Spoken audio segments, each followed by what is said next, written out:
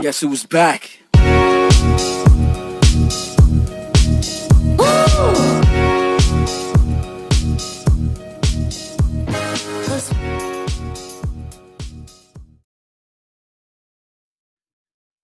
Right, that's us. Right, folks, we're back again. Caught Offside podcast with versatile centre half Jonny Flynn. What's happening, Jonny? All good. Yourself? See you, mate. All good. Still in lockdown. What about you? Oh, back to work the other day. So back to work. Good man. That's cool. I was going to ask you keeping fit, but we'll get to that. Don't worry about that. We'll get to that. So, right, Jonny, life growing up, first memories of football. Jesus, long time ago. 20 years ago. You know, getting only 21 now. Growing up the streets of Poglass, not a lot of football pitches about. Yep. So joined a wee local, youth sort of started off going to youth club, and then there was a wee club joined there, Glenmont Celtic. Yeah. But everything was just five-a-sides. There was only five-a-side competitions. There's Cadden Hillick, Scottish Cadden. He looked after that.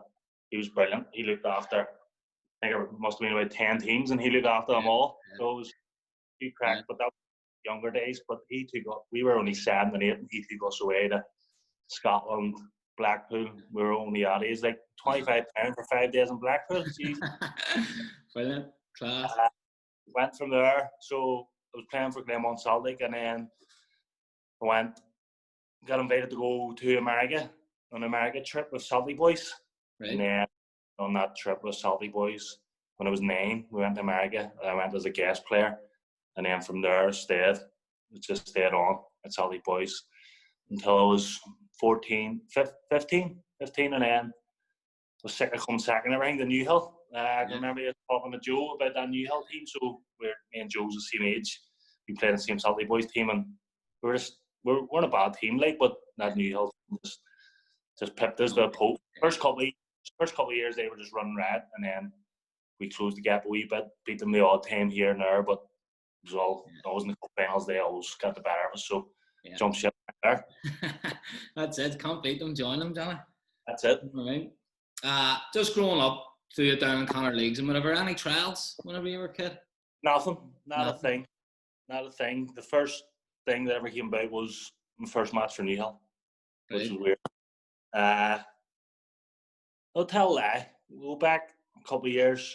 I actually think it's your granda. Done the wee Celtic thing. Every cunt was involved in that match, actually. No, so obviously it wasn't a trial or anything, I don't know. But the only thing I can ever remember is Butch. Well, he shut up. You're at. And then I sure Butch taught you everything, you know. That's it, exactly. Nothing's changed. So we just talk about that for a laugh, you know what I mean? But then first match for Newhill, we were up at the Foyle Cup. Yeah. We played this German team. Couldn't tell you. Venner something. German team. We ended up beating them 1-0. Bayern Munich, just say. And Bayern Munich, them ones, big ones. Then straight after the match, a guy went over to Dougie and Sammy. So Sammy's a dad, Dougie, 2 coaches, boy from West Ham. So there's a couple of wee sniffs in there, here and there, but nothing never came off it. Yeah. And then at the end of that year, the end of that season, I went to Tranmere for a week. Right. And nothing. I had a week there, thought I'd done really well. So I was only 16. A week there, thought I'd done really well. Nothing never come off it. Actually, a wee story about that. So a boy who worked for Tranmere, so he was the head coach, and he told me, "Look, son, you're never going to be a footballer." So I thought, I'm getting a contract here. I know I'm 16. I'm like, geez, I'm going to get something here. Yeah. Calls me, sorry, son, but never going to be a footballer. Devastated. So the boy who sent me over there then had connections to Ballymena at the time. So I was leading under 16s Newhill, and it was, what's the next step? Yeah. All the clubs wanted me to go and play under 18, so Linfield, Glenalvon, Glentoran, they all went. They all wanted me, and it was all under 18. And then this boy brought me up to Ballymena. I went straight into the reserve team at 16, and then from there played for a couple of years. So. Yeah. Once you get into Ballymena, does it take you long to get in the first team? Tommy Wright, the manager? Tommy Wright was manager, yes. Tommy was brilliant.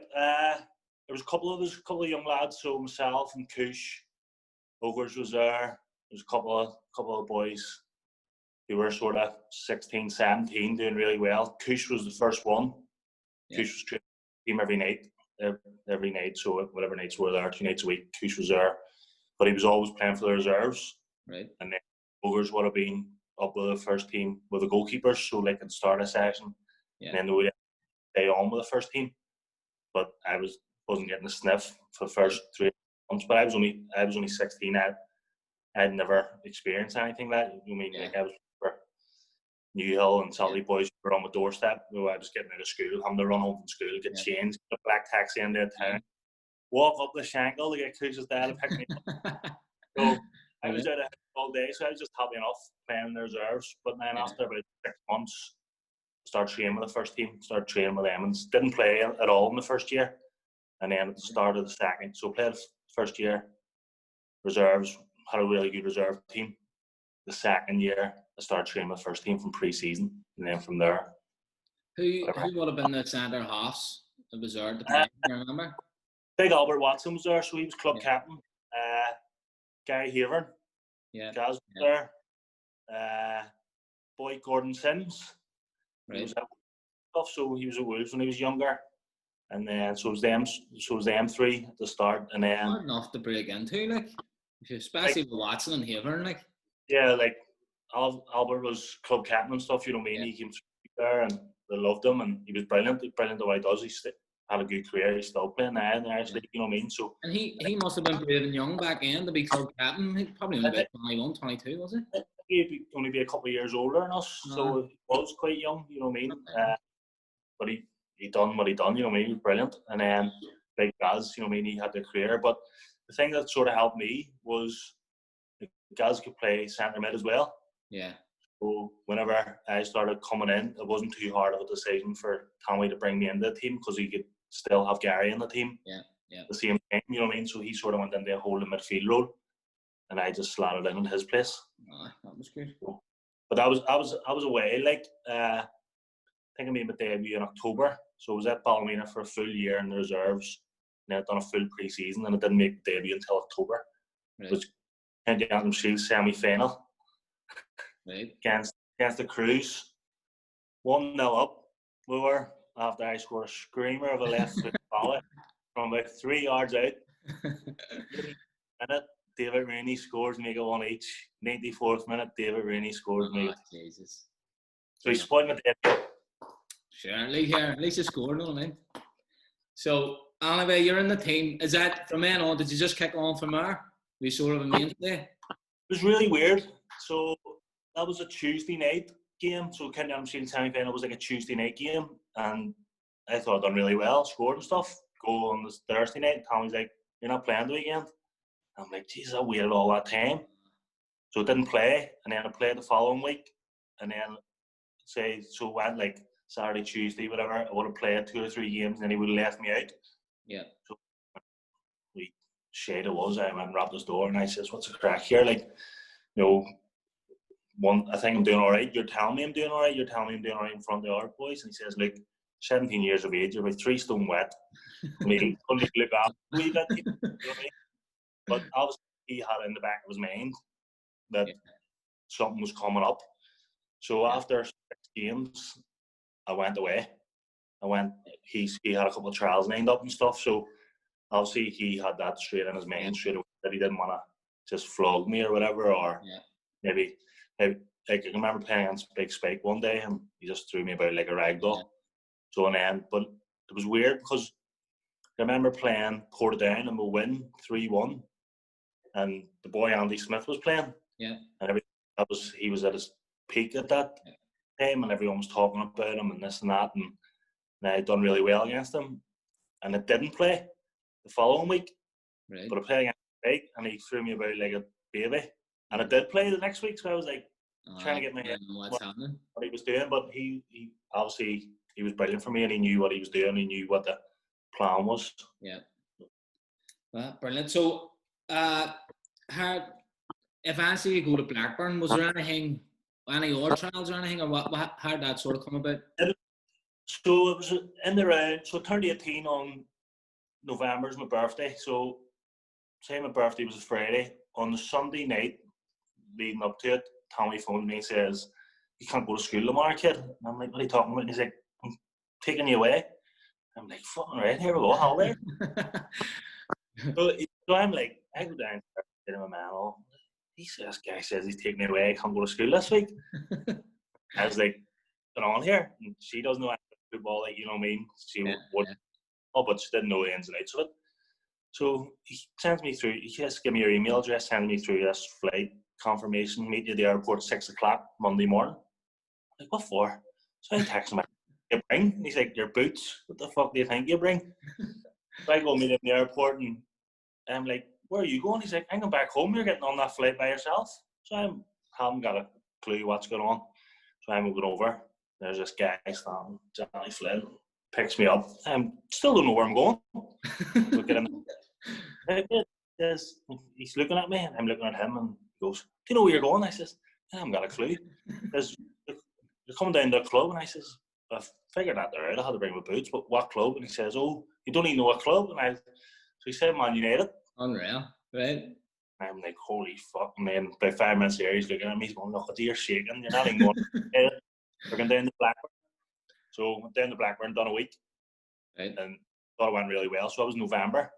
So I was sick, done Monday to Friday because Tommy wanted me back to play on Saturday. Right. So played on Saturday and he calls me in after and he says, "You're going away on Monday." Oh my God. You're all right. I don't even know the number either. So Tommy phones me, calls me in after the match and he says, "Look, you're going away again on Monday." And I'm like, "Blackburn, I must have done all right." He says, "No, you're going to City." Right. So get everything sorted, went over to City for the week. Sven Goran Eriksson's manager, went to City. So Blackburn, I was training with the reserves. Right. And City went in on the Monday. And right, there you go. Sit yourself down there.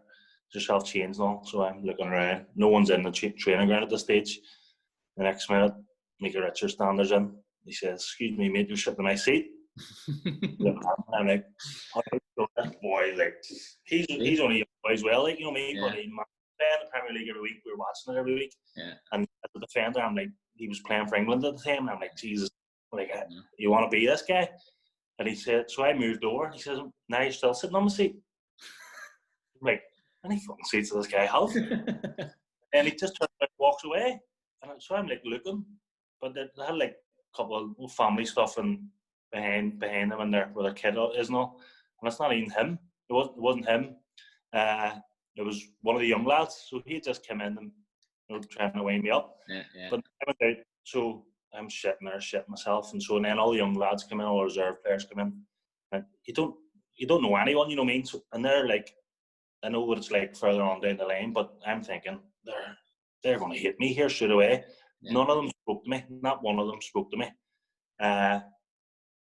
So we're sitting there, go out to training. All the young lads are right. So all the first teams walking that way to the right, reserve teams walking to the left, and Sven Goran Eriksson goes, "Yo!" Everyone turns around. "Oh, that's me. So they're all like, "Me," and he goes, "No." And he points to me and he goes, "Come here." So I spent the whole week with the first team. So they ended up doing shaping stuff for the game for that Saturday. Yeah. And he was like, "Try 3 at the back this week." And so we're joining in. So I'm thinking, like, they're going to play 11v11. And he puts me in the 3 at the back to start the game. So it was me, Mika Richards, and David Dunn. No, Richard Dunn. Start. Unreal. Brilliant. He was unbelievable. That's class. He calls me in that on the Friday. And he's like, I really like your aggression and stuff and whatever. I would love to sign you, but..." And I'm like, "Oh, fuck, here we go." He says, "I'm getting sacked in the summer." This is only November. And I'm like, "What?" Like, "Yeah, I'm going to get sacked in the summer. There's these millionaires coming in to take over the club, or billionaires or whatever. Mm-hmm. So if I sign you now, I'm going to be away, and God knows what's going to happen." So fair play to him in that way. And later on down the line, I bumped into him again, and he tried to sign me for Notts County. That's right. So, he went there after. I remember there was money pumped in the ends at one stage as well, wasn't there? Yeah. So a bit of money, man. Like, but I was on loan at Accrington Stanley, and we played against him. And I seen him in the tunnel after and stuff, and he says, "Where's your next club?" Because I was only on loan. He was like, "Where's your next club?" and all. And he was saying, like, "Will you come and play for me?" But then he was sacked again. Yeah, that's class. Fuck me. So eventually, we'll go back a wee bit after that. Well, you eventually did go to Blackburn. Went to Blackburn about at the end of January, so went from November, and then Tommy Wright said, so West Brom were interested as well, and right. Tommy says to any other clubs, look, he's done 2 trials. If you just want to see him, come over on a Saturday and watch him. He's not going on any more trials. And then the January transfer window opens, and every day you're sitting, you're like, Jesus, I'm bound to get something, nothing. 21st of January. So I'm walking home from school one day on a Friday, walking home from school and walking up through the forest in Poglass. The phone starts ringing. It's Tommy. And he says, you wee bastard, you missed training last night. I was like, you told me not to come. There was a game on the Tuesday and then a game on Saturday, so he gave everyone a night off. Right. He's like, you missed training last night? And I was like, you gave everyone a night off? And he's like, no, you're not playing on Saturday and all, blah. So I'm like, oh, Jesus, that's just ruined everything. So he'll tell the clubs I missed training and all. Yeah. But like, I was so like, so he's like, don't even bring your boots to the match and all. And I'm like, Tommy, look, I'm sorry and all, I'm really sorry. So he's going to that night, I'm telling you, don't even bring your boots, you're not involved. So I'm getting in the car, going up to Ballymena, and I'm like, I'm going to throw his boots in the boot and see what happens. So down there in the dressing room, I'm like, all the boys are like, I'm going, fuck, I don't know what's going on here. Like, did I really miss training? I must have missed it. They're going to cane me, thinking, oh, look at that big time Charlie and all. Yeah. So I had all these banners and all up, like balloons and all like celebrating and all. And then I was like, let's get on. And Tommy come out and he says, look, Johnny's saying for Blackburn on Monday and all. This was so like 1:30 on the Saturday, and I didn't know anything about it, and all the boys knew about it, and all cheering and all. It was good, like. That's unbelievable. Fair play to Tommy sorting that out. No, that's magic. He looked brilliant, so he was. And then even later on down the lane, he's trying to look after me and all as well. Like, you know what I mean? Have you an agent at this stage, or are you just as Tommy just basically? Tommy was sorting everything out. Tommy done everything, and then on the Monday morning we met an agent.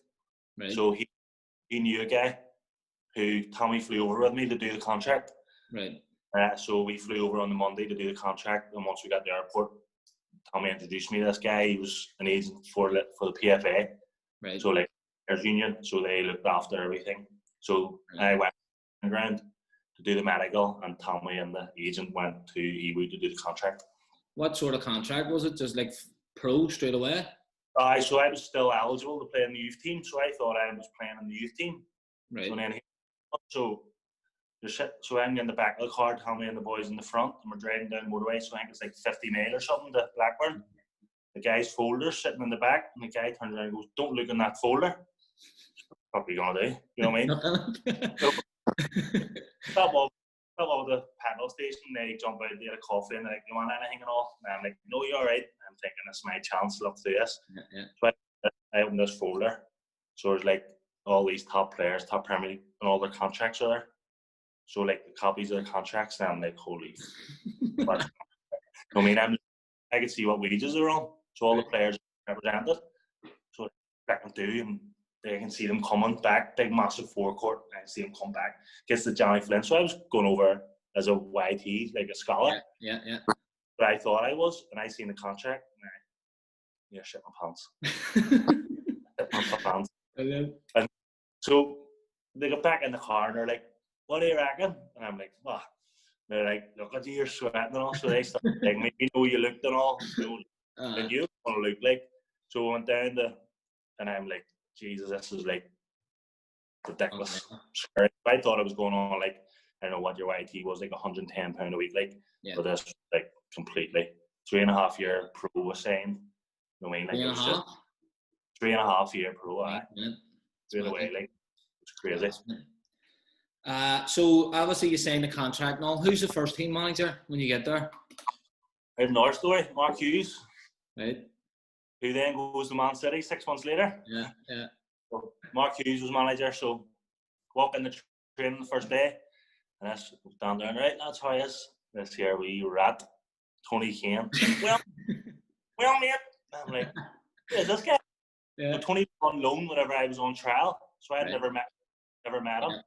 He's like, well, mate. And I'm like, this guy's from Belfast. You know what I mean? There's boys from Dublin and all there. Yeah. You know what I mean? met whenever it was over on trial and stuff. So like they were all like, like congratulations. You get Tony. Well, mate, moved in with me. And I'm like, I don't know what guy's name yet. So went in the dressing room one night in the digs or something, and then I was like, them digs are terrible. So he's like, move in with me. Didn't even know the guy. You know what I mean? But so Mark Hughes was manager, and then all his staff and that there.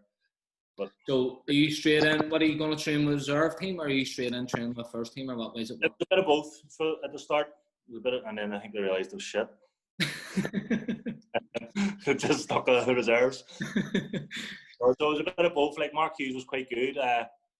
He loved Tony, so I think because I was running out with Tony, got me up to train with first team a couple of times. So we were back and forward between. They always try to include everyone. You know what I mean? Give everyone a fair crack. Yeah. So it was a bit of both, and then I went straight into reserve, starting 11, like, and played all the time, like. So reserve league. In the reserve league. So the first game was Man United.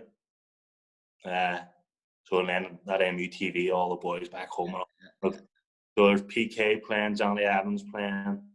I mean, then if you look through the whole team, Danny Well back up front. I mean, they're all still playing, like. Yeah. And then we probably about 2 of us who are still playing. I mean, we beat them 1-0 that night. Yeah. Unreal, mate. So, see, when you're in around the first team, who's sort of involved in the first team at this stage? You remember anybody? Aye, loads. Like, so you go from a keeper, Brad Friedel, you know what I mean? And then Ryan Nelson, big Chris Samba. I mean, so they're the 2 boys here. I'd never lifted a weight in my life. Months walking about. So I'm 18, never lifted a weight, you know what I mean? Like, swear, I think it was like 72 kilo. I'm 85.9. People say, "Jesus, you're skinny." So what do I think it was? I know. You know what I mean? So you got Demons playing centre half, Andre Uyer, you know what I mean? Even had Tony knocking on the door, like. I mean, for right back, Steve Warnock left back, and then midfield, Santa Cruz up front, Benny McCarthy, unbelievable. Two guy has boots, and he was still the best player. You know what I mean? Class. But even in that reserve team, like, you've got boys still playing now, like Alan Judge, you know what I mean, playing championship football every week, like. And some good players are Eddie Nolan. Yeah. Boys down south, like, did he go to Preston or something? Didn't he went to Preston from Blackburn, but yeah, you know what I mean. Them boys are some career, like. Yeah, fair play them. So when you go over, like, is your family just stay back home? You're over there on your own, then obviously you just bump into not bump into Tony, but you and Tony end up. Yeah. So it was weird because if football didn't come about, I was taking up a scholarship in Liverpool for university, and my missus, who's my wife now, she was going to Preston Uni. Yeah. So Blackburn and Preston, 14 miles away. So first 6 months I was living with Tony, and then after 6 months she was starting uni in Preston. No, worked out. Brilliant. So Tony only got 6 months out of me, and then. Right, so obviously you're training with Blackburn and all. Then you get your first loan move, Chester City. Oh, crazy! Maddest place in the world. Right? How did that come about? Does Blackburn sort that for you? I don't know. I think it was in Iceland with Northern Ireland, the 21s. I was somewhere anyway, or Czech Republic. So I'm in the airport over there, and this number keeps phoning me, and I'm like, I'm not answering this. So I answered it. So I end up answering it, and I was the assistant manager at Blackburn, and he's like, I know you're away, but they'll be coming back tomorrow. I'm like, holy fuck. Like, what's going on? And he's like, look, you're going to report to Chester. And I'm thinking, like, right, okay, Blackburn, Chester. And I asked him how far it is away, and he's like, it's only the other side of Liverpool. It's only like 60 mile. And I'm still thinking, 60 mile? Like, they ended up about 90 mile. So I was driving, but it was buzzing. You know what I mean? Like, it was at that stage, like, I wasn't nowhere near the first team at Blackburn. It was, you know what I mean? I wasn't even knocking on the door at that stage. So this was like maybe a year and a half down the line, where I was still under contract, but it wasn't anywhere near. So they were just looking rid of me. You know what I mean? First team football, first team experience, probably just. I mean, so I went from playing in the Irish League at 16, 17, go over playing reserve, tippy-tappy football. I was at that stage where I needed to go and play against men. Yeah.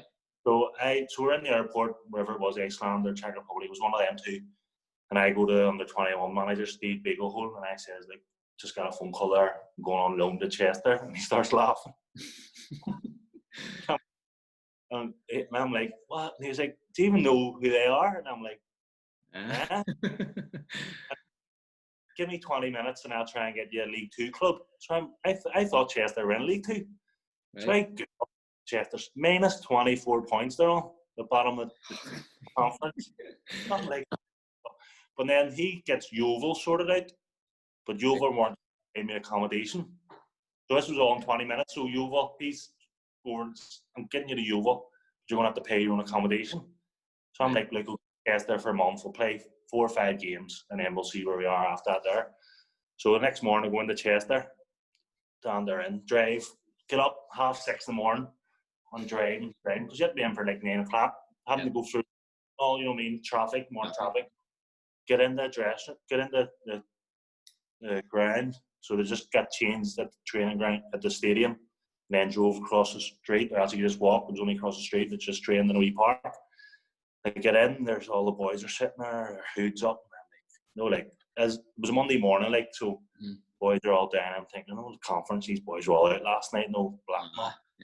SR wee fella comes in, he's bouncing off the walls, and I'm like, he's definitely out last night.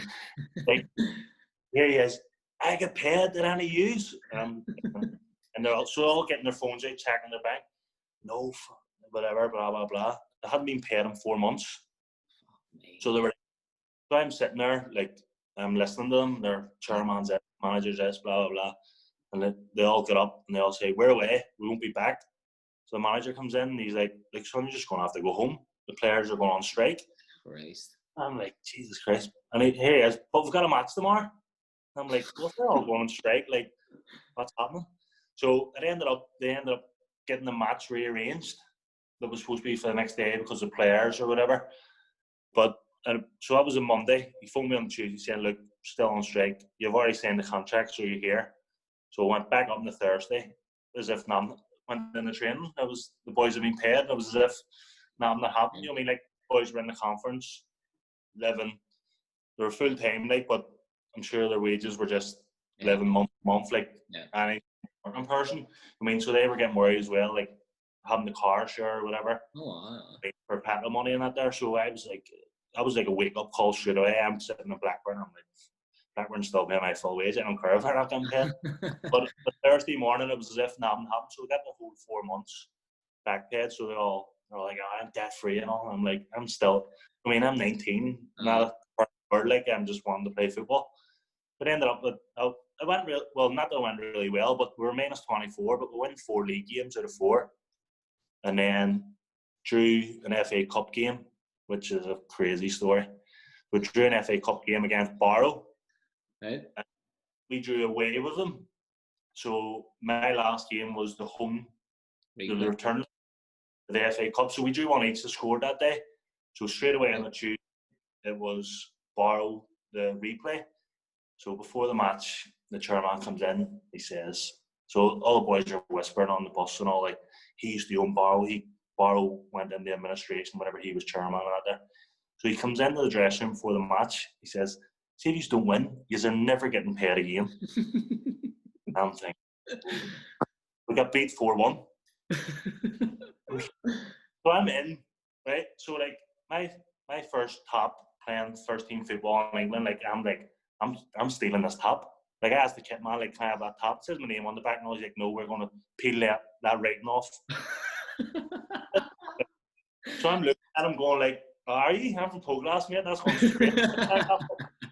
So not even I've got my shirts hanging up out there, but we're doing a wee bit of decorating, so he is hanging up out there. So I'm thinking, I'm sticking this. I'm getting first in the dressing room. I'm out of here. I'm not coming back. They're asking me to come back for the rest of the season. I'm like, never coming back. So I'm running in the dressing room, and I take my top off, and I go to stuff it in the bag, and the chairman's standing there. I'm like, right, mate? So the players in there, the chairman's throwing bottles, and he's like, these aren't getting paid, blah, blah. So I was the Tuesday. The Friday, they went out of business. That was it. So he was actually true. He was never paying them again. Unreal. Because he So he was chairman of Barrow, and they went in the administration, and then he was chairman of Chester, and they were in administration. He must be a brutal chairman, right? Gangsters. It was crazy, like. Right, so you come back from Chester and go out again on loan to Accrington Stanley. Yeah. For a while, about eight or 9 games or so. Don't read any stats. Don't read any or I don't know, fake stats. No, I ended up nearly playing about 20 games. Did you? Yeah, so now everywhere, my son always reminds me, you only played 14 games for Accrington. I didn't. I ended up playing that. An awful lot of them were only 5 or 6 minutes at the end. You know what I mean? But I still played, you know what I mean? So I went on loan to Accrington, 5 minutes around the corner, gift. Absolutely, it was class. What a place. They were League 2 at the time? League 2 at the time, aye. So we were going really well. We were going really, really well. I found it really hard to get into the team because it was just League 2 football was just hustle and bustle, big, strong boys, you know. But I think every time I played, I'd done really well, apart from, I think it was Dagenham and Redbridge away. And they had this small pitch. And I had this, 2 games, there you go, just remind me. So another game, had this really small pitch and had this big boy up front with a big long throw. So no matter where we're on the pitch, this throw-in was coming in the box. And it just killed me, like, you know what I mean? And then the second game just remained, once I say, big Accrington family. Jesus. So Northampton away on a Tuesday night. Wee Billy Mackay was playing. Right. So I know Billy from playing. We played for the Northern 21s together. Right. So Billy, we're going to torture you tonight. And I'm like, but we're ahead of them in the league, but Accrington family hadn't played for a couple of weeks or whatever. Mm-hmm. He says, "Big man's back," and I'm thinking, he can't. Like, you see him on TV and all, and you're thinking, this guy, he can't be that big. So you see him in the warm up. He doesn't do anything in the warm up. He just stands about, and you're like, really is he fast? I tell you what, the big man can shift. Like the width of him. See the width radius. That was it. You know what I mean? Like, they were just rolling it into him, and he just had his hand up. He was just backing you up. He didn't touch the ball about 20 yards because you couldn't get around him. But then Billy scored a hat trick that night. Billy Mackay hat trick that night, and then Jesus. So, but Accrington, I loved it. Like, it was a big experience. You know what I mean? Big footballing experience. And I think it was maybe at that time where I realised this probably isn't for me. Like, I'm so far behind other players at my age, or you know what I mean. Do you think that's a lot to do with them coming through like academy and stuff? Because a lot of young players. I think a big thing was physicality. You know what I mean? Like I said earlier on, I had never lifted a weight in my life. Yeah. You know, there was other 19, 20-year-olds who had been full time for 6 years. You know what I mean? They were full time for 6 years. I was still doing my A levels. You know what I mean? I finished my A levels online whenever I went away. You know what I mean? So hard. I was just playing catch up. Yeah. I was doing really, really well at one stage at Blackburn. And then I got injured, hurt my ankle, was out for 4 months, and I just set me. You know what I mean? So it was like stepping ladders, you know what I mean? Other people took over me, and then it was just hard to recover. Do you think when you moved over, did you live like a pro? Like your dad and your whatever? Yeah. At Blackburn, you have to, like, you know what I mean? At Blackburn, like, it was a Premier League club. You know what I mean? Everything was there for you. Yeah. Everything was there for you. And I heard you weren't the greatest cook anyway. Oh, no, not for me. Big Tony was a cook. Right, so you come back from Accrington, and then sort of, does your contract doesn't run up with Blackburn, does it? Oh, I still had a year left. In the contract. You get to move to Ross County? Yeah, so I still had a year left in my contract, and it was pre-season, and I think it was nearly 21 at that stage, and I wasn't even training with the first team, you know what I mean? And then going the pre-season, I went and seen there's our manager and all, and I was like, what's the story here and all? And he was like, you've got a year left. We'll set up a meeting with the manager.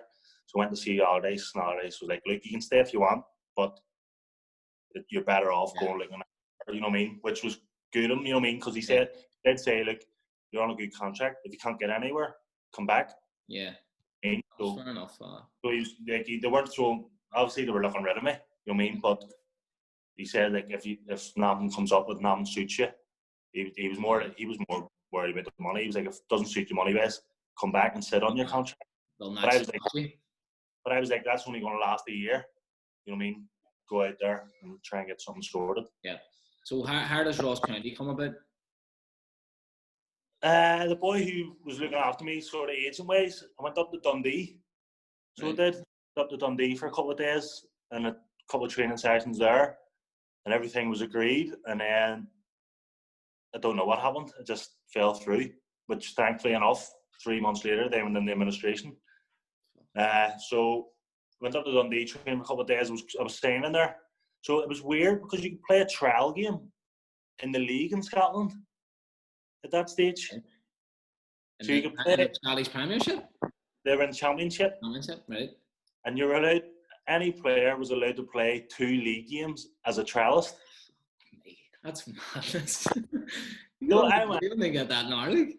And they were like, "You're playing on Saturday?" And I was like, "No, you're playing." Like, I'm thinking it'll be friendly or something. I looked at the pictures and I was like, "I'm not playing," because if I get injured or whatever, you know what I mean? Like, what way does it stand? And then it ended up. I would have loved to stay, but I can't even remember. Nothing happened. Like they offered me tell a lie. They wanted me to move into a hotel, right, for a year. And they had this deal with this hotel, and they were going to pay the hotel or whatever. So that's what it was. I was like, "Look, get me a house sorted and stuff." And they were like, "No, we'll put you in this hotel." It was a 2-year contract. We're going to move you in the hotel for a year, and then we'll get you somewhere after that for the second year. And I was like, no chance. Like, you know, my missus was pregnant with my first child and all. Yeah. So I was like, no. And then went back down the road, and then Ross County phoned. I don't even think it was back down the road. Ross County phoned, went up there, and that was good, like. So you go in, you said your man, Derek Adams, is he saying you? Derek, don't get me started on that, Bullroot. What's he like? He was only young, was he? He was only young when he was a manager. Yeah, I think he just finished retiring or whatever, but his dad was there, back there football. Right. But like, I went up in a couple of days again, like, I must have had more trials than I've had haircuts. So I went up there like a couple of days, and he's like, "Yes, no problem." So his dad, director football, calls me in, get this contract, and I'm like, "Right, okay, I've still got a year." Obviously, he's thinking he's still got a year at Blackburn. So I went down to Blackburn, got a bit of money off them for the remaining year and stuff. Went up and signed for Ross County, and I'm thinking, like, manager, you know, like, him and his dad really like me. Never played. He just wouldn't play me. And like, I played like a debut away from home, Morton, tough place to go, 0-0, and then I didn't play for 3 months. I'm thinking, like, what's going on here? Like, I don't know what happened. I don't know why. He just didn't play me at all. We had the boy Scott Boyd there. He's actually director of football at Ross County now. But very, very, you know what I mean, very good player. Yeah. I had a young lad called Darren McCormick. Oh, absolute rocket! But what a player. So if your boy turns down a 4-year deal at Salt Lake and saying a 6-year deal at Hibs, you must be good, like, you know what I mean? Yeah. But absolute rocket, so Hibs got rid of him. But at Ross County, he was unbelievable. So them two were ahead of me, but I thought I was just as good as both of them. And then it just didn't happen. He just wouldn't play me. It was coming on for 5 minutes, and I was training really hard because I knew, like, I'd only signed a year. So I was like, this could be the last year. So I worked really, really hard. And then Derek left. And then from then on, I played every match the rest of the season. Who comes in then? Willie McStay. Right. Brilliant. So Willie McStay was unbelievable. So he didn't last long. I think it might have been 12 games. So we were rock bottom of the league under Derek Adams. I couldn't get a game, so it was even annoying me even more. Willie McStay comes in. Darren McCormick, poor lad, like, what a legend.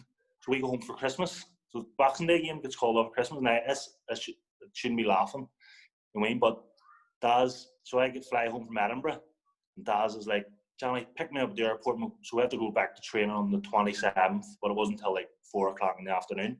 It's like, grab me at the airport. I'll meet you at the airport and we'll go up the road together. So I flew back and I'm phoning him. The guy will rock an absolute head. I'm phoning him, no answer, and it's getting to like 12 o'clock, and I'm like, takes me 3 hours to drive up here. So I get halfway up the road, and Dad's phoning me, "Where are you?"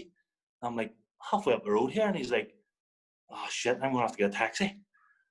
So I'm like, it's like 212 mile or something. That's some taxi. Jumps in a taxi. So I get up, I make it to training, and Willie goes to me, Johnny, where's Daz? I'm like Willie, he's on his way. Like, his dad's bringing him up. I just made up a story. The taxi driver took the wrong turn. They ended up in Aberdeen. Oh my! So Daz missed training that day, and then we were playing Dundee on the Saturday. So Willie left Daz out that day, and I started playing. And then it was the scariest thing ever. So Daz comes on at half-time. First tackle, got his leg broke in like 4 places or whatever. The worst, most horrific injury I've ever seen. And that was the end of him. You know what I mean? Like, for what a player, because he missed training, he would have been playing. You know what I mean? It was crazy, like crazy. He was probably our player. He was probably our player of the year up until Christmas. You know what I mean? It was crazy, like. But you hear, mad. funny boy. So you're our Michael McGovern there. Big Mick was there, yeah. He like. My phone. Big Mick, legend. And one of the nicest guys you meet, like, you know what I mean? And so then he ends up being the broker for my deal to go to Falkirk. Is it? Yeah. Sure, we'll get there. So who else is in the team? With Paul Lawson, good player, came through itself. Yeah. And I think they were all Celtic, I think. Michael Clartang. Wee Midge. What's he like? Oh. Jeez. I've got a couple of hours. One of the funniest guys you'll ever meet in your life. No matter, as soon as he talks, it's funny. Like, he's just one of them guys, and you don't know whether to believe him. You didn't know whether to believe him or not. You know what I mean? Like I wasn't the loudest in the dressing room or anything, but just couldn't not laugh at him. Like, you know what I mean? Anything he done. And then we ended up buying a 7-seater, this scrapper. Right. So we lived in Inverness, and we were driving up and down. Train was only like 14 miles. 7 of us bought this Peugeot 1981, I don't know, scrapper. So we're driving up and down. So there's in the 7-seater, there's Stephen Craig. He had a good career. Motherwell, Aberdeen, Ross County. Paul Lawson, me, Midge, Grant Monroe, Curtis Byrne, the boy from Dublin. Yeah. We went to Curtis and Russell Duncan. So so we won the league in the second year. Yeah. And people were talking about, it wasn't Ross County won the league, it was the Venga boys. Everyone renamed the wee minibus the Venga bus. So every time like one of the boys scored on a Saturday, on like Lawson or Midge scored on the tannoy, Venga boys came on. On the background. I thought that was funny, like. It was funny. Class. So amidst like saying for Blackburn, going to Ross County, you're involved with Northern Ireland, like under 19, under 21 setup. Yeah. You remember much about the call ups and stuff? Going away with them? It was 17, so I wasn't never selected for anything. Well, it would have been Victory Shield or whatever. No milk cups, no nothing. I would never made it through any of the trials or anything. And then the under 17 squad's getting announced, and I'm thinking, got a chance here. Wasn't announced. No, I wasn't in the squad. Right. 2 days later, the under 19 squad's announced, and I'm in the under 19 squad. I'm thinking, let's get on here. Right. So Mal Donaghy phones me. He's like, "Look, Craig Cathcart's pulled out of squad. I've called you." And I'm like, "Mal, is there not like I'd never been involved at all. So I'm like, is there not like the best player from the 17s then goes into the 19s and then I would take his place?" Yeah. He's like, "Oh, Northern Ireland doesn't work like that." So I think Al sort of really looked after me as well, like, you know, from West Belfast and that there. Yeah. I went away, first trip away with Emmons was the 19s qualifier, so I was a year young. Yeah. Went away. I don't think he ever had an intention of playing me, like. But we got tanked the first 2 matches, set on the bench. In the third match, he says, "Big man, you're up." 45 lasted. And oh, mate, I got ripped to shreds. Played Romania. Right. Romania, I think we were in Bulgaria and played Romania. I think like in training I might have looked alright and all the couple of our players might have been like, Jesus, he's all right. Swear to God, it was as if I'd never played foot. You know what? Get in at half time. I didn't even wait for him to take me off. I was already naked.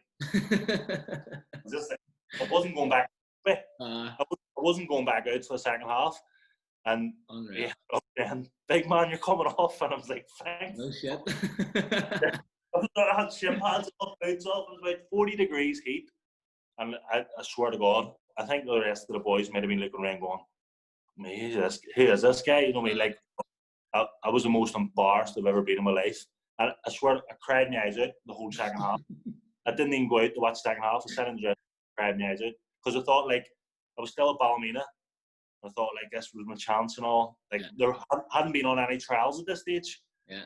So, like, we had, like, Trevor Carson and nets, you know, other boys there who were playing, like Robbie Weir, you know, Ryan Harper, who was at Avon at the time. Yeah. I mean, so they were all better than me. I didn't even know any of them. Yeah. And I'm thinking, like, if this is what level I have to get to, so I cried my eyes out. But and then Mal phones me the following year. He's like, "Big man, you're in the squad." And I'm like, "What the?" You know what I mean? Like, but by that stage, I've been playing a couple of times. Yeah. So, yeah. So, and then he calls me and he's like, "Can't be having what happened last year." Come on. So for the first match, he's like, "Can't be doing what happened last year." And I'm like, I'm trying to forget about that. Like, you know what I mean? But him and Seamus Heath were unbelievable. Actually, I was talking to Seamus not that long ago, and he was saying like learn something off him, blah blah blah. And I was like, Seamus, really tell him what I was really like back then. Don't be lying. If they want to learn anything, tell him that story. So like after the match, we gave out like their own man of the match and stuff. Seamus gets up and he's giving this big speech, and at the end he's like, "Because this time last year he was fucking shit." You know what I mean? Games, and then after the third game, Corey Adams says to me, "I can't believe you're not playing in England." And then I'm like, so this time last year, I'm thinking I'm never going to make it. Or he's like, "You're better than some boys who we play against week in, week out." You know what I mean? So that's a wee confidence booster too. Like, you know what I mean? Like, he was at Man United. You know what I mean? Yeah. He was doing very well at that stage at Man United. And then we went from 19s to 20s.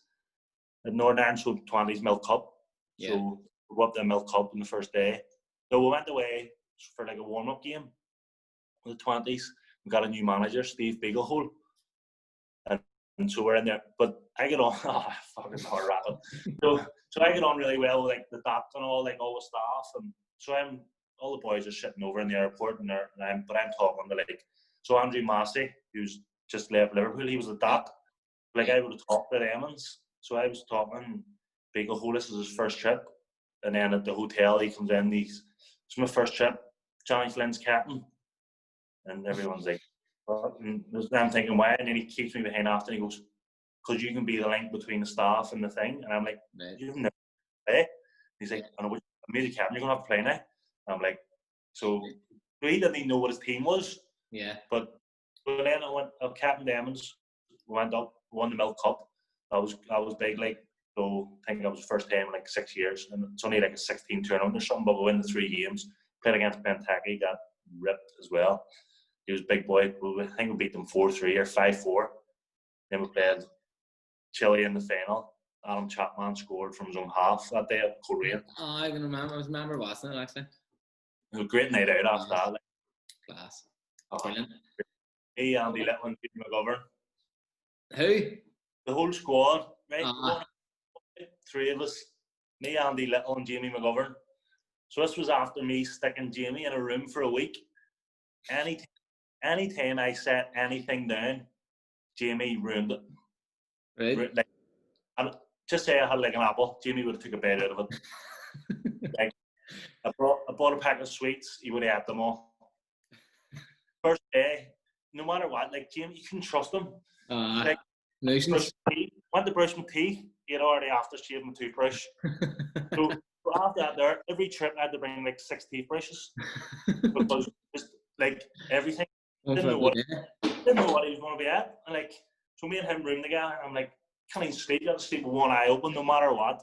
You're trying to sleep, he's hitting you with a pillow, and you're like, you know what I mean? Like, gee, maniac. Yeah, brilliant. Maniac. So went on, played a couple of games, 21s. The 21's team was good, but we didn't win much games, like, but it's good crack. Oh, good crack. That's it. That's what it's about. You know what I mean? Getting away. You know what I mean? But most of the Emmons are playing senior international now. You know what I mean? Yeah. Like Trevor Carson there, Craig Cathcart playing Premier League, Corey Adams, Ollie Norwood. You know what I mean? Like there's a lot of them for the international. You know what I mean? And I'm sure they would have learned a lot. Yeah. Wish I listened a wee bit more than what. You know what I mean? But sure, that's what it is. Yeah. Right, we'll go on. We're back to Ross County. The first season you were at, and you were saying there you didn't get much game time. Didn't get much game time until Willie came in. Right. So I think we were second bottom in the league, and then I played every match under him, and then he got sacked. So it must have been shit. Third play. And then Jimmy Calderwood came in. Yeah. Oh, funny man. He came in. Brilliant with me. So Jimmy played me every game. So come down to the second last game of the season. Jimmy's like, we're playing. Second last game was Falkirk away. We were second bottom, couldn't beat for bottom. And we were playing couldn't beat on the last game. So Jimmy Calderwood and Jimmy Nicholl are best mates.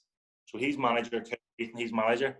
So they're all for the last 2 weeks of the season, it's the last day showdown.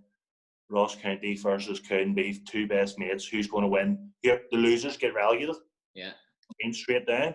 So Jimmy's in the dressing room with Falkirk away. So we already won a cup. We won a cup in, I think it was like February or something. So Jimmy Calderwood was manager out there. So it was a good start under him. Challenge Cup, was it? Challenge Cup, yeah. So won that there. Didn't see Jimmy Calderwood for 4 days. He got in his car and drove to Magaluf. So coming up the end of every season, he drives his car from Scotland to Magaluf and flies back. So he's ready to go straight after the season. Okay.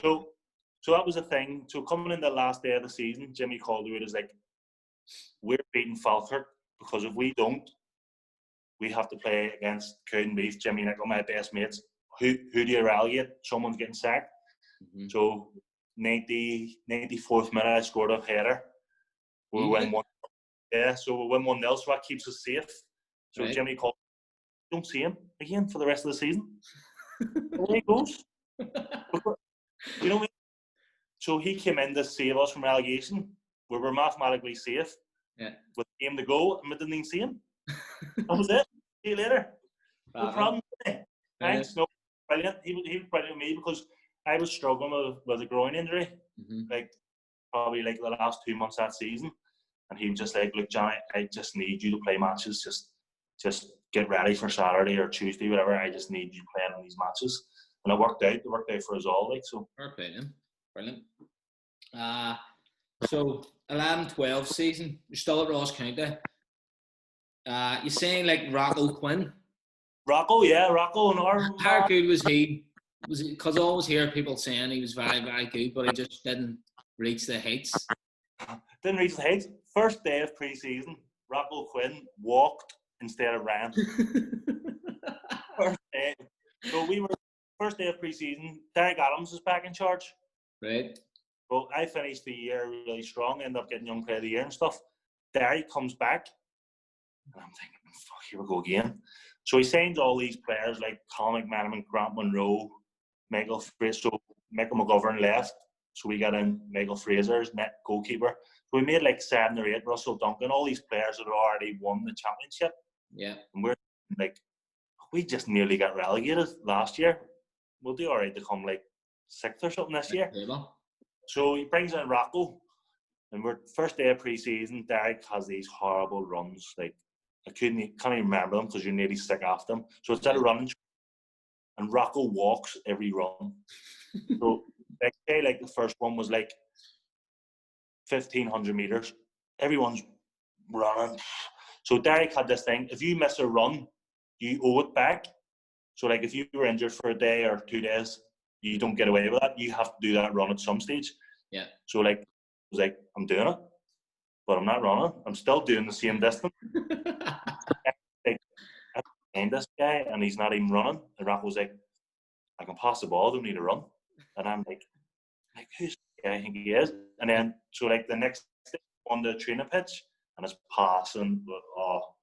But then I think like that already stuck in Derek's mind. You know what I mean? It's technically unbelievable. Yeah. Fast, but he just had something in his head. just pretend to run, just like faster. You have to get your fitness. He's like, I don't care. Like, day one, you know what I mean? You've got a whole year of this.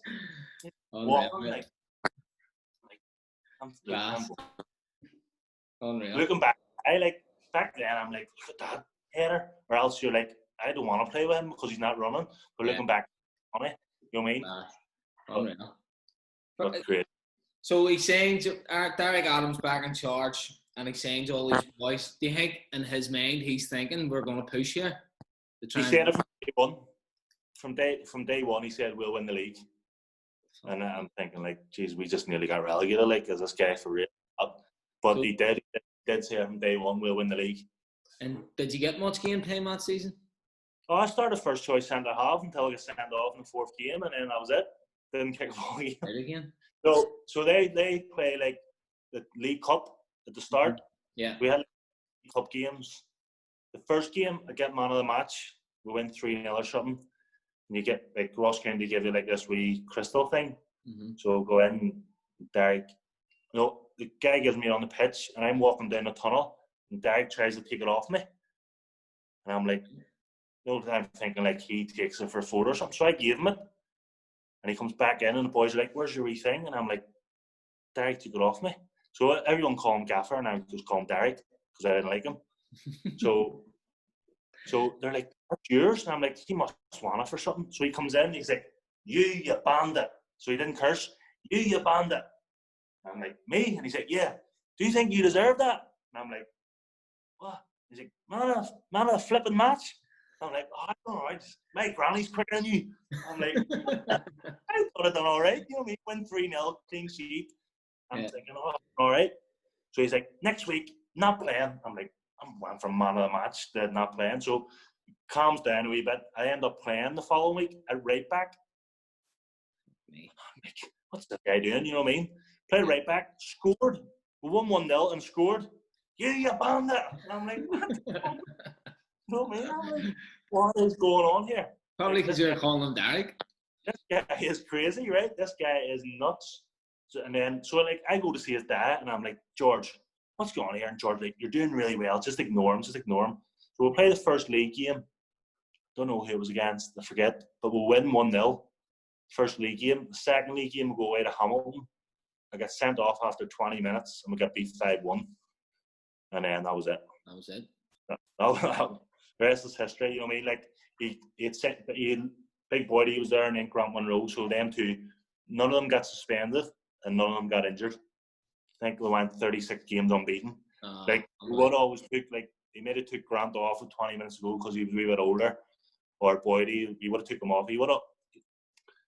A lot of times he got me on the pitch, but it wasn't. Just to save their legs, probably.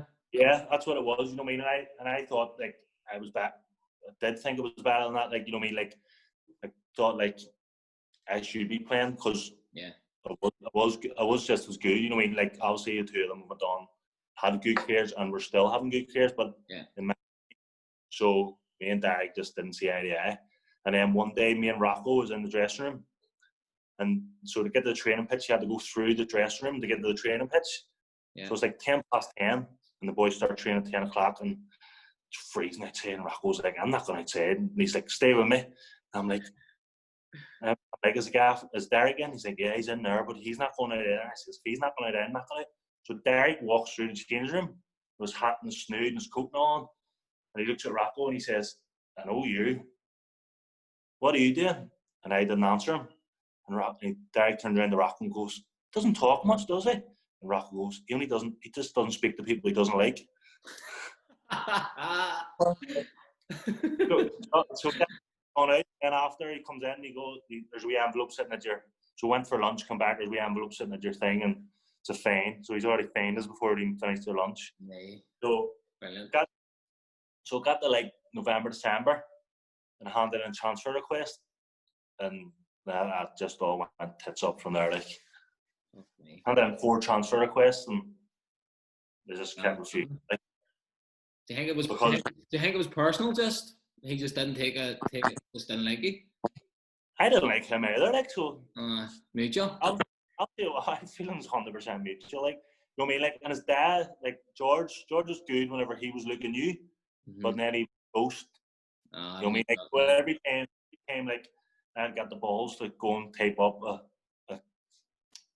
a transfer. I couldn't find them for 4 days. And then, like, he was looking new for something for, like, go and get a picture of this newspaper or whatever.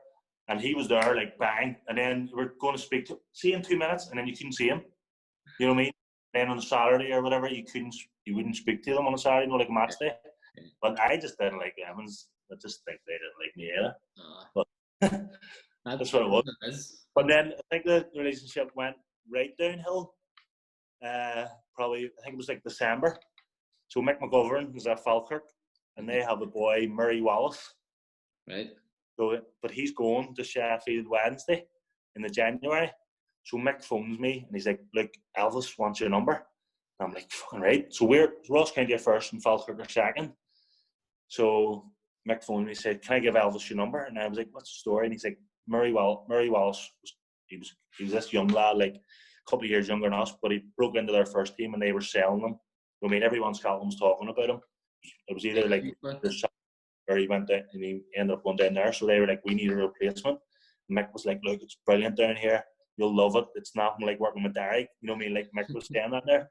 So it was weird. We played them, like, I spoke to Elvis and stuff, and I was like, "I'm going here. Now, I don't care." Elvis, as in Stephen Preston? Yeah. Right. So I spoke to him a couple of times on the phone. He's like, "I'm getting you 1st of January. I'll get you.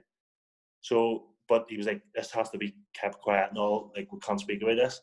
So we go to Falkirk to play them, and I pretend that I was injured. Right. So Elvis phones me. Right? And he said, "I want to meet you." So Falkirk Stadium's big enough. "I want to meet you in like Suite 32. So we go into the stadium and we're out in the pitch, and I just walking about, before 1:30. Yeah. And I like ended to fall down a step at the dugout. And I'm like, "Derek, I just hurt her." And he's looking at me, like, "I sprained my ankle. Like, I can't even be on the bench." Right? So Derek's like, "Right, okay." So I'm like, "What we'll do?" And he's like, "Get out of the dressing room." So if you weren't involved, like, you weren't allowed in the dressing room. So he's like, "Get out." Like, I'm in Falkirk, like, I don't know anyone. Like, everyone who's on the bus is in the dressing room. Yeah. But I'm trying to play him. Yeah. And because I was trying to sneak off. So I'm sneaking up these stairs at the Falkirk Stadium, and there's this like wee steward guy, and I'm saying, "Where's Suite such and such?" And he's like, "You're not allowed up there," because I was wearing a Ross County tracksuit. He's like, "You're not allowed up there." And I was like, "Look." So I seen another wee old guy who was wearing a Falkirk suit. So I said, "Look, is Steve Presley about?" And he was like, "Yeah, I'll bring you to him now." So this guy came, Alex Smith, he came looking for me to go meet. He was director of football. Right. And then, so I'm coming out of the room with Elvis with his arm around me. This at the back of the stadium, and George Adams walks past. Oh, fuck. And Elvis was like, "Right, Johnny, sore ankle, not playing it." Like, killing me. So I think like that might have been the day that it just. Oh, Jesus. Unreal. And then a girl who was on the board, or her husband was on the board at Ross County. So she sees me sitting in the stand, and she comes over and she goes, "Putting on a wee bit of weight, aren't you, boy?" I said her, and she went, "Getting a wee bit fat now, aren't you, son?" And I said, "I'm never playing for this team again." Like, we were just like, it was backwards. The place was backwards. Crazy. Unreal. Fuck me. So you eventually do sign for Falkirk. Did you have to wait? Did you have to wait this summer? I had to wait this summer. So we played Falkirk towards the end of the season at Ross County, and Derek tells me to go and get warmed up. Right. So Elvis is in the stand watching. So he liked to sit in the stand. Mm-hmm. So I'm looking at Elvis, and he's like, "Don't get injured." He's like, "Don't get injured." And so there's like 3 games to go, and Elvis comes down from the stand as I'm coming on the pitch, and he puts his arm around me, while Derek is on the other side of him. And he goes, so Elvis goes, "That blew lovely on you." And I'm like, "You told me to keep it quiet, and now you're." Yeah. So So the last game of the season was Queen of the South away. So we had won the league and all, like, had a good, didn't play much, like, but a party, like, I played every game, like, that make it going, like, you know what I mean? Like, and I let Derek know I was part of the squad and all. Yeah. So the last game of the season, I'm thinking, right, we'll get through it. I drove down to Queen of the South. Everyone had to go back to the club, and I'm like, I'm leaving. So I'm getting on the boat at Stranraer anyway, straight after the game. And Derek's like, why are you driving? And I'm like, because I'm just going home after. And he's like, no, you're under contract now. And I said, fine me all you want. Like, I'm leaving, like, in 2 weeks, you know what I mean? So we're staying in this hotel on the Friday night, and first thing Saturday morning, 7:30, my door. I'm like, what the fuck's wrong here? Derek Adams comes in with the Sun newspaper. Going to Falkirk, are you? I'm like, get on. I mean, so going to Falkirk, what's in the Sun newspaper? I'm like, Jesus Christ. So because I was still under 23, they then offered me a contract to get compensation off Falkirk, which was, I thought was really, really dirty of them. Like, because they didn't want to keep, they just got promoted. I didn't play in the Championship. I wasn't going to play in the Premiership. Yeah. So we had a bit of back and forward between them, but then Falkirk ended up having to pay a fee for me.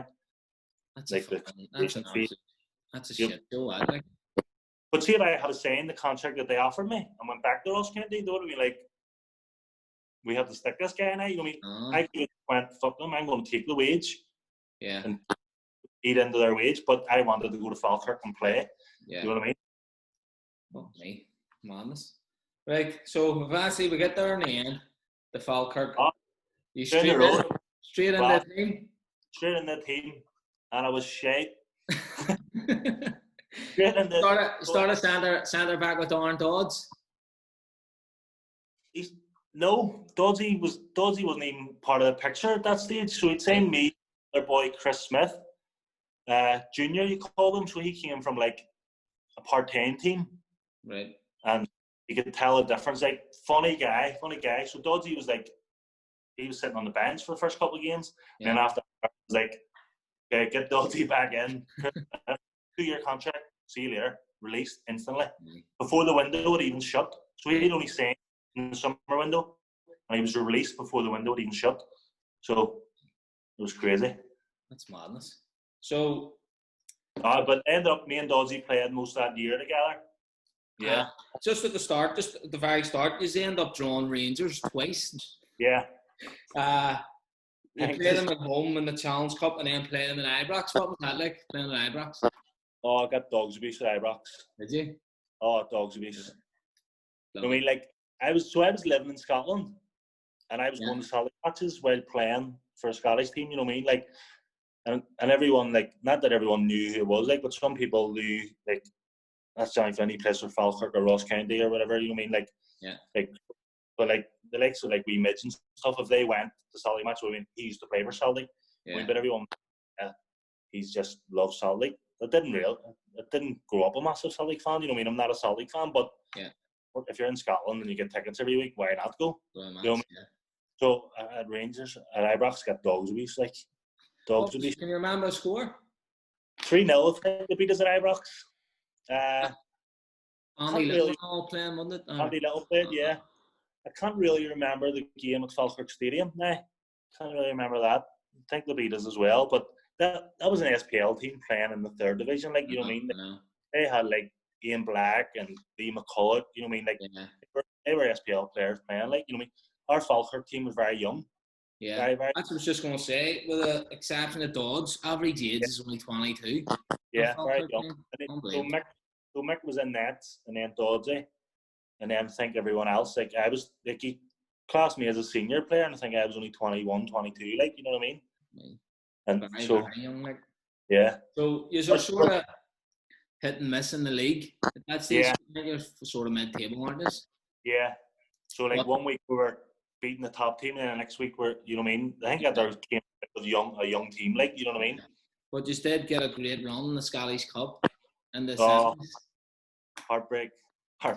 Unbelievable. For people that don't know, you just get the play semi-final Hampden. Unbelievable. Like, unbelievable. You're playing Hibs.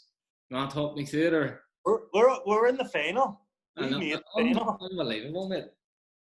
No, but like the big thing was Hamilton in the quarter-final. Right. So I think Hibs maybe already made the semi-final. And can't remember, it was Celtic and someone else in the other semi. So there was 3 teams already in the semis. And then it was between us and Hamilton. And us and Hamilton were like, I think we ended up 4th and they ended up 3rd or whatever, or 2nd and 3rd. So like, they were really good games, and we went there and we beat them 2-1 in this quarter-final. And so that there was a big thing, because then we're off the Hampden, like, you know what I mean? Yeah. Obviously it wasn't a final, but it was massive for the club, for the town, for everything. Like, so the big thing was getting the Hampden. Yeah. Not that we expected to get beat off Hibs. We thought like we had a chance, but after 20 minutes, it was like, you know what I mean? It was unbelievable. Crazy. And then we went into the dressing room, and it's like, the manager was like one of his first games, and he's like, someone told me managing was hard and all, and then you're just thinking like, you're already in your head, you're booking like tickets for the final. All the boys, like a lot of my mates were at the semi-final. Yeah. And like, they've already booked the flights. You know what I mean? Like, they're sitting in the stand now, already booked the flights. You know what I mean? Like, I'm going out tonight, and we had a match on Tuesday. You're not seeing me. I'm not going to the match on Tuesday. Like, no stuff like that. Like, we're going, in my head, we're playing Celtic in the final. You know what I mean? In everyone's head, we're playing Celtic in the final. And then the wheels fell off. These are 3-0 up after 20 minutes. 3-0 up. Unbelievable. 3-0 up, mate. Looking back, it's and then scary. See, just before half time, Lyle Taylor goes through as well. Yeah. And on for the 1-on-1 to make it 4. I think he hits the keeper, does he? Hit the keeper saved it. Yeah. And then it's half time. An extra time. Yeah. Another 1-on-1. Yeah, but I think 2, maybe 3 other goals were screamers that day. Lee Griffiths scored an absolute whopper. The boy Handling, was it Handling? He scored a screamer. Handling, yeah. Owen Doyle, did he score? Yeah, he scored the second one. Did he won? No, that was a young kid. I forget his name. I had it wrote down somewhere. Called him Handling, was it? Was it Handling? He the keeper sort of fluffed it in. Yeah. No, but there was one like trickled into the bottom corner from in the middle of the goal. It might have been Griffiths as well. He ran from the halfway line. Yeah. But the one he scored, the one left foot straight, he scored outside the box. Jesus Christ. But he missed a penalty too. He was number 6, boys. Was it somebody Murdoch or something? Sure, Murdoch, yeah. He backed Hibs that day. Jesus Christ. But in the first half, I think it was 1-0. Or maybe even 0-0. He absolutely rinsed the boy in the box, and the referee said to play on. I know. The player on the pitch is like, that's a penalty. So I think, like, you know what I mean? Yeah. But we just ran out of legs. Like, Owen Doyle changed the game. Yeah, so he came on half time, didn't he? On half time, and he was one of the best strikers I've ever played against. Like, and that was only for 45 plus extra time, but he changed the whole way they played, and it just let Griffiths do what he wanted. Yeah. So I don't know in the first half if Griffiths played up front by himself, but in the second half, he seemed to be everywhere. Yeah. Seemed to be everywhere. But once he missed the penalty, I was like, this is it. But so he missed the penalty, and then I think like the ball gets cleared, and then it goes out for a corner for the Emmons, and he goes over to the corner flag and he sets the ball down. He turns around to the Hibs fans and he gives it that. And I don't think I've ever heard a noise like this. I mean, so he just missed the penalty. He's a Hibs fan. He's trying to G him up. Noise. Unreal, mate. Class. Crazy. That's brilliant. So had a great night out after, like, even though we got beat. Soulless man, but anyway, so we'll go on the next season. Falkirk saying the likes of McCracken, Volks and all. Will Volks. Yeah. No, Will Volks was there. Was he? Will Volks was playing for us as an amateur. So he was. Will Volks was playing for us as an amateur. In the first season I was there, he came in, I think, like around February or whatever, but what a legend. I mean, like, he came up, he moved off from England now. Like, he volunteered to play football because he wanted to be a footballer. You know what I mean? I don't think I've ever seen anyone work as hard. You know what I mean? And he could play right back, left back, centre mid. You know what I mean? And look what he's done from there on. Like, brilliant. Fair play. And then Big Dave, Big McCracken, manager and all now. Like, you know what I mean? He had a good career, but Falkirk, one of the only reasons that Falkirk signed him was because I got injured the Saturday before the season started.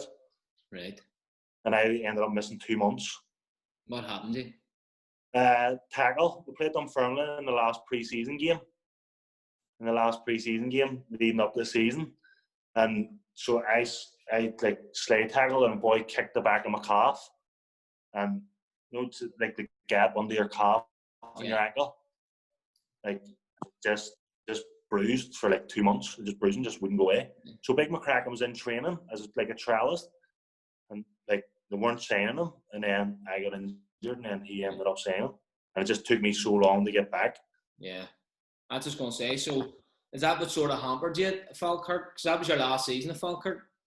Yeah, the last season. I think we're doing really well. I think the team was doing really well. I played bits and pieces, but then I think my wife was pregnant with our second child, and in October, so in October, I'd already made my mind up that I was coming home. Right. That's what I was just going to ask you. Did you feel it was the right time? Yeah, so I'd already had my first son, and then she was due at Christmas time. We were second. My contract was coming up to the end that year, and both like I just sat down and I just said like, look, I could get another year at Falkirk or move to this other club. My son was going to nursery school. Didn't know what nursery school to put him into or whatever. Yeah. Didn't know who was. I think I would have got another club, but I didn't know where it was going to be. Well, I would have been back in England or in Scotland or. So I didn't know what nursery school to apply for. So we just made the decision as a family that we were going to play the rest of that season out and then move back. We didn't tell anyone until March, like. Yeah. But we had already made our mind up. So in the back of my mind, I wasn't too fussed about playing or not. It was just get the season over with. And were you happy enough to come back? Yeah, I couldn't wait to get back. You know what I mean? Like, especially so the first son, and then I had another daughter. I ended up having a daughter on the way. She was born on Christmas Day. So as soon as that there, you know what I mean? Like 2 kids not that it would have been fair, like, but the money wasn't life changing money. You know what I mean? So I like if we move home, we get a house close to our family, the kids will grown up with and all. I mean, so it was a family decision, like. Yeah. But then weird how the season finished out, even though I wasn't too worried.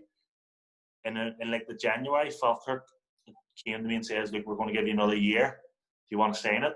And then another couple of clubs like Queen of South and Livingston offered me a contract for a pre-contract.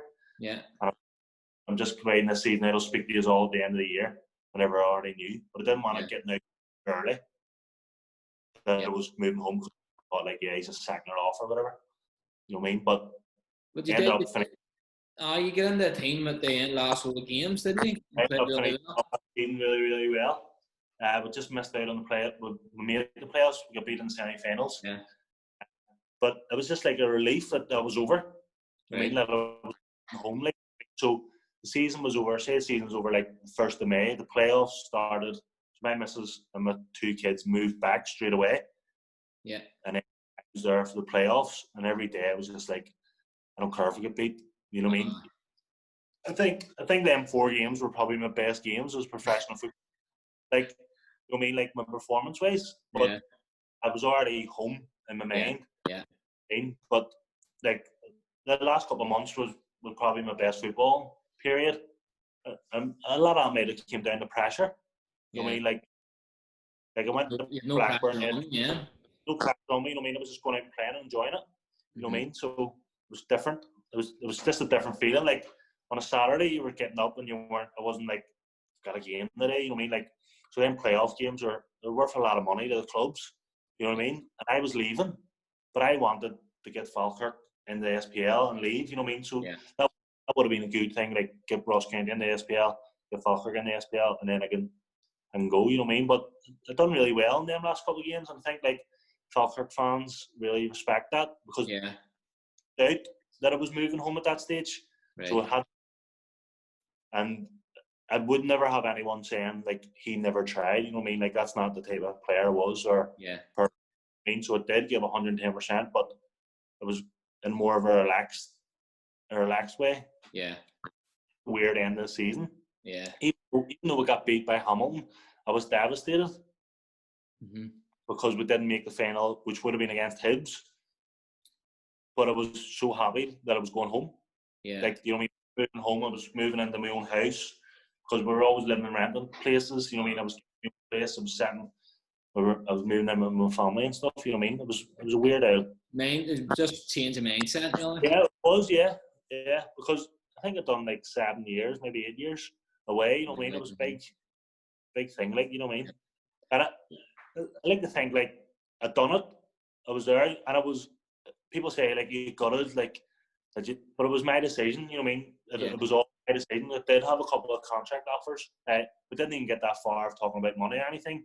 But there was people who were willing to take me. But that's it. Well, it's growing up. Like, it's every kid's dream playing in a Saturday to play full time. Like, so at least you've done it. Like, so it was good that way. You know what I mean? And it was good that that I wasn't busting going, because it would have broke my heart that if I was hoping to get another year at Falkirk or another year somewhere, and the phone never rang. Yeah. You know what I mean? I might have felt like a failure that way. Where now people say like, "Well, you're not good at it." I was like, "No, it was 100% my decision." And you know what I mean? Like, it's always good to leave in your own terms, no matter what line of work you're in. Like, you know what I mean? Like, you don't. Other boys are waiting on the phone to ring.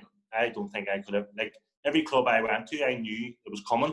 Yeah. You know, I was never waiting on a contract. There's boys in Scotland or even in the Irish League get released and they don't know. You know what I mean? So they could go 2 or 3 months without getting paid. I was never in that position. You know what I mean? So it worked out. So anyway, you come back to part-time football. You're saying for Climble. How did the Climble contract come about? Whenever I first made my mind up, I was always going to Ballymena. So in October, I was like, I'm going back to Ballymena, so I am. And then they were shade. They were crap. So I think like for like 8 or something, you know what I mean? Like, I went from Ballymena, I wanted to go back there. Yeah. They were shit. Like, you know what I mean? Like, Close to me playing them. I was just, and I went at Spike and all, and Spike was like, "Look, we'll look after you and all, blah." And then I was like, I didn't say yes to him, I didn't say no to him, but I went from meeting Spike straight and met Brazzy. Right. Come on, you know what I mean? God rest him. Straight. So I met Spike in Starbucks. Right. And then I met Brazzy in the Ballymena Hotel. And before we'd even left the hotel, I'd seen Climble. Yeah. You know what I mean? Like, they just won the 2 championships, hadn't they? They were just off back-to-back championships. Like, you know what I mean? They were riding high. You know what I mean? I was thinking, like, here we go. I can just go in there and we'll just keep riding high. You know what I mean? But as soon as people found out I was going home, like Eddie Patterson, he tortured me. And then even whenever Sam Climble, he tortured me even more. You know what I mean? Yeah. So it was everyone wanted to speak to me and that there, and it was good. But I made my own mind up that I wanted to Climble, like, you know what I mean? West Belfast. Yeah. Handy or like travel with. Yeah. So you don't really play much, or what happened? Did you get injured, or you straight? No, I played every game for the first 6 months, and then dislocated my kneecap. Right. So first 6 months, I thought I was doing flying. You know what I mean? Thought I was doing flying. I thought I settled back into part-time football, all right. And then I got injured. County Shield final it was against Bangor. 89th minute, I think it was.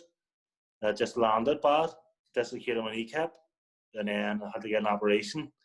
The operation didn't work, and then 2 months later, the surgeon told me to retire. So I was told to retire in March, whatever year that was. I swear, in what? 2015, I think that was. So I was told to retire in March 2015. 25. You know what I mean? So I got the operation, and I went to see the surgeon. So like, he'd done a 6-week check, and he was like, everything's went brilliant, perfect. I'll see you again in 6 weeks, and then we'll get you like a plan to start running and stuff. And I went back after 12 weeks, and he was like, "Look, son, see if you want to play in the garden with your kids. You can't play at any level. You can't play like at a decent level anymore. Your knee won't hold it." So I was like, I was playing. So I met him in Kingsbridge. So the hospital, was driving up to do a wee bit of coaching in the school up in the west. And I can't remember making it back to the school. And I went in, and the other boy who was coaching me was like, "What's wrong?" And I was like, "He just told me to retire." And like, I was like, "I'm not retiring. Like, it's not that bad. It can't be that bad." I hope I can't listen to him. Is that the beginning of the end for you? Like? That was the beginning of the end. Yeah, she never came back. So that was January, and then I didn't break sweat or anything. Didn't run. Tried to run. Didn't try and run until July. So still had a year left at Clinville. Didn't try and do anything until July. Went back into pre-season, and I think my hip was hitting the ground. I was limping that much, but I was like in my like, no, this surgeon's wrong. I can play. You know what I mean? Ended up the first game of the season. I think Smicker, Mark Smith, and Jamie McGovern were both suspended. Hadn't played a pre-season game. And Brezzy called me. He says, "Johnny, can you play on Saturday?" I was like, "Brezzy, I haven't kicked the ball from January." He's like, "I need you for one match just till I get back from suspension."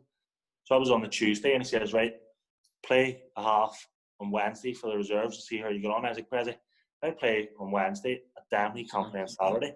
So I didn't even play in the reserve game. I went straight in, played in the first league game against Glenavon with this horrendous limp. Probably the heaviest I've ever been. We win 1-0. We're brilliant. And I'm like, clean sheet. So then I played like 6 games, and then Brazzy's last game and stuff, it sort of like dawned on me. We got tanked by Ballymena, who were shit apparently. You know what I mean? So 6-1, Brazzy resigned and all, and I was packing it in that night as well. I was like, you know what I mean? So the first 2 games I was feeling all right, and then after that I couldn't walk up the stairs, I couldn't train, was it working? No, not that I was working, like, but I couldn't do anything, like, you know what I mean? Even playing chair and stuff. No, couldn't, like, see, even now, like, if my son falls asleep down the stairs, I can't carry him up the stairs. I can't put that weight through the leg, you know what I mean? So, but then Skin came in, and Skin was brilliant with me. Skin was like, "Look, Johnny, we'll put you on this training program, we'll look after you, we'll try and get you to play matches and all," but it just didn't work out. My body just couldn't take it. Yeah. You know? But in my head, I was still the player that I was, and it was getting me really frustrated. And then I was playing on a Saturday, and my body wasn't doing what my mind was telling me, and all that. And then I didn't. Obviously, Skin was like, "You're not fit enough to play," and in my own head, I knew it wasn't. You know what I mean? So it wasn't. And then I was Clinville. You know what I mean? Like, I loved it there. You know what I mean? But see, anyone that wanted to sign me after Cliftonville, I was going, because I wasn't going to take a wage off Cliftonville. Yeah. If they had offered me, I knew that I wasn't fit. I wasn't going to be like, I'm basically stealing your money. I didn't mind about going stealing anyone else's. I mean, not that I was stealing it, like, but I knew I wasn't fit. Yeah. But still, you know, Cliftonville knew I wasn't fit. Do you know what I mean? So I wasn't going to take it off. Anyone else, I was telling them, "I'm fit." I'm flying. You know what I mean? So, So you end up going to Ballymena. Is it big Davy, or is it still Davy? Yeah. Yeah. So I told Tony to tell Davy I was fit. So I told Tony, right, Davy just came in at the end of the season, and at this stage I had my mind up whether Clinville were offering me anything or not. I wasn't staying because it was shit. So I said, "Look, tell Davy I'm leaving Clinville." Asked him, was he interested? Straight on the blower. "How are you?" 100%. Back to the phone, no, blah, blah, blah. Went and met him. He offered me a contract. I'm like, "Thank you very much." But 2-year contract. I'm like, "Happy days, Davy. Don't worry, I'm fit." Jesus, I was shit again. You know what I mean? So I've done 2 years of Ballymena, and then Portadown offered me a 2-year contract. I told Lemons I was fit. Oh, Jesus Christ. Class. Absolutely class. But obviously, loved Ballymena. Loved dressing room was class. Boys were good. Davy was good. I mean, Davy knew I wasn't fit. Obviously, after seeing me run with a limp, but I think he'd already seen me. He couldn't get rid of me. Started the season, I was terrible because I wasn't fit. Yeah. But then he left me out for months and months, and I was like, "I'm going to prove this guy." Do you know what I mean? So I did work hard. He gave me time where I wasn't playing matches, so I could try and build my knee up a wee bit. And then he came back, and I done really well. Done well for him towards the end of the first season. I think he said to me before we played Portadown, I think it was maybe after the split, played Portadown, he says, Johnny, you've got next year, but if you shake today, that's you. We went 3-0 and scored. So I think that saved me. Second year, to be honest, I can't really remember the second year. But at this stage, your knees goose, does it? Like? My knees goose. But I started the second year, right? I can't remember what happened. I started the second year. I think we're top of the league. Or second. We're first or second. We're playing every week. And Waterworth comes over. Waterworth has the ball. No, I have the ball. Waterworth comes in. I try to Cruyff turn him. Dislocate my kneecap. Again. So I've tried to Cruyff turn him at the edge of our box. And I fall in a piece of shit. We're beating them 1-0. And I've tried, and he shoots straight away because he thought the referee was going to give a free kick. Yeah. The referee play on, so but he hits it straight away and it goes wide. So Healy's shouting at Andy, what are you doing? Why didn't you dribble it in? He's like, I thought he was going to give a free kick, and I'm laying on the ground. And the referee's like, get up, he didn't even touch you. And I'm like, I'm nearly crying with pain. So it's like the 44th minute, and I go in, and Davey's like, how are you? And I'm trying to tell myself, I'm all right. I wasn't. I was in agony. And then from then, so that was like November. From then on, that was like, it was bad enough doing it the first time. The second, but I tried. I did try. I tried to come back. That's it. Well, you ended up at Portadown as well, didn't you? Yeah. So it was the same thing. Davey wanted to keep me. So at the end of that year, at the end of the second year, Ballymena, our form just sort of went. And I was telling myself, we were doing really well when I was playing. So I was telling David, get me back in team. He's like, you're not fit. I was like, I know, but I'm still better than them. He was like, you can't say that. I was like, I am. So we get the 3 matches before the end of the season for the split, and we need to win all 3. So Cliftonville away, Glentoran away. They only had 1 match, was against us. And they only needed a draw to make top 6. And Ballymena, and we got beat off 1 point. And Davey has this crisis meeting. He's like, what are we going to do? How do we get in the top 6? So he gets out this list, and you have to write down on the list of how you're going to help the team. And I just write and say, play me. So he calls me in on the Monday. He phones me on the Monday, and he's like, you're playing tomorrow. And if you're shit, I don't want to see you again. Cliftonville away, Solitude, beat them 2-1, scored a winner. Right? So that's the first game win. We played Glentoran. It was a Tuesday. And I'm done. I'm phoning Davey on a Thursday. Davey, I'm done. He's like, you're playing tomorrow, whether you like it or not. Glentoran only needed a draw. I think we beat them 2-0.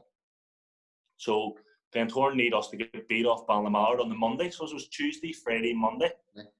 And so Davey's like, give me 60 minutes. We'll be winning after 60 minutes. We'll take you off. We made it 3-0 on the 50th minute, and I just sat on the pitch. I just sat down. I was me off. You know what I mean? We made the top 6, so went out on a wee bit of high there. Yeah. But obviously, we made the playoffs. Cliftonville beat us, but it ended, so I didn't care. I was leaving. So sort of proved myself and myself that I could still do it a wee bit. Yeah. And then the quality was there. It was just the body wasn't. Just the body wasn't doing what my mind was telling it. You know what I mean? It just couldn't get that half yard or 5 yards maybe. That's hateful, mate. That's gonna creep up me very soon here. So it is. But we'll end it there. We've gone on for a while here. Just Portadown. I went to Portadown, right? And after I gave away a penalty, which was like an 80-20 to me. And after the match, I just walked in, threw my boots in the bin, and told Tippy I'll be back. And I had 18 months left on my contract. And he phones me on the Monday. He's like, what do you mean you won't be back? And I was like, wasting everyone's time, wasting your time, my time. You know what I mean? I could have went up and down, took the wage. But yeah. Oh no, fair play to you. Well, how do you look back on it? If you're looking back on your career, how would you look back? Oh, ups and downs. Ups and downs. Great class, you know what I mean? Like you said earlier, I think it's everyone's dream. You know what I mean? But it was some experience. I mean, I have a 9-year-old wee boy now, you know what I mean? He always says, you must have been shaved or whatever, you know what I mean? At the end of the day, he's still the one looking at my tops and the medals I have there, you know what I mean? Couple medals there, you know what I mean? So. Right, well, just a wee quick finish, a wee quick quiz. Best and worst, right? So, Best finisher you played with? Joe the goal. Joe. He's up there, but then there was another boy, Colin McManaman. He was at Ross County. Yeah. I'll leave the Blackburn ones out because they're Premier League players, and I didn't play with them, so so Colin McManaman probably, yeah. Or Joe the goal. Worst finisher? Worst finisher? Yeah. Holy shit. We used to do this. We used to do this thing, this Thursday routine at Ross County. So Derek was at Bournes. He had a Monday section. So every Monday was the same, blah, blah, blah. So Thursday was like a thing. And Big Boydie, he didn't even have to do it. You know what I mean? He was, I should have been a striker, like. Best touch? Best touch. Ian Vigers plays for Ross County. Right. Unbelievable. Him or Rocco. Rocco. Yeah. Worst touch? Me. Fittest? Ross Glendinning. Is he? Or Leroy Miller. I've heard Leroy's a big. We played against that Ballymena. He's a machine. Ross for a goalkeeper, like, like Jesus Christ. This guy can do 12-minute runs in 10 minutes. Unreal. Who's the fattest? Oh, Junior. The boy Chris Smith. He's saying the Falkirk. He didn't last too long. Who's the quickest? Quickest? I think Wee Midge might have been quick. He was quick, but he was small. He was only a wee. Wee road runner. Quickest? Tony Kane. No, that's next. Tony Kane and him said I could have raced before. Holy shit! Next time, stop. Quickest? The wee boy Ryan Carmichael. He's a Portadown now. He's rapid. And then slowest. You've already said slow. Tony Kane. That's because his head. Calmest. Who's the calmest on a pitch? Doesn't get phased. Georgie McMullen. Who's your man? Even though like Georgie, everyone thinks he's boiled up. You know what I mean? Unbelievable. Class. And who's your maniac? Me, fuck here. John R. He made party. He was maniac. Proper maniac. And there's no worse for this one. Just who's the best talker on the pitch or off the pitch? Oh, I'm up there. Like I got everyone else to do my job. Yeah, I'm up there. Or Mark Smith, maybe. Well, we'll leave it there, Jonny. Listen, that was magic. That was brilliant. Problem. Appreciate that. Friday night, no problem. Good man. Speak to you later. No problem. Thank you, lad. Good, bye.